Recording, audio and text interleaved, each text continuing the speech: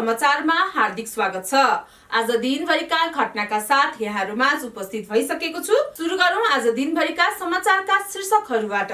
वैदेशिक रोजगारीमा विभिन्न देश पठाउने भन्दै ठगी गर्ने 5 जना पक्राउ। सहकारी पीडितलाई बचत फिर्तामा कोशी प्रदेश अगाडि। स्वास्थ्य प्रतिष्ठान र अस्पतालको नेतृत्व अब पूर्णतः मेरिटका आधारमा।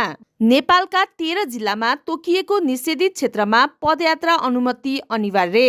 प्रधान न्यायाधीश नियुक्त परम्परा नतोड्न कांग्रेस नेता खड्काको प्रधानमन्त्री शाहलाई आग्रह। पोखरा विमानस्थल निर्माणमा अनियमितता, पूर्व अर्थमन्त्री कार्की सहित 13 जना विरुद्ध मुद्दा दायर। परराष्ट्र मन्त्री खनालसँग युनिसेफका क्षेत्रीय निर्देशक र प्रतिनिधिको शिष्टाचार भेट। सांसदहरूको बायोमेट्रिक विवरण संकलन सुरु।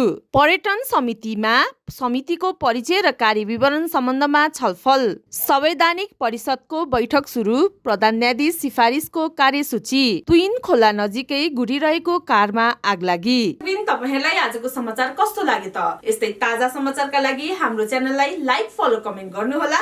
धन्यवाद।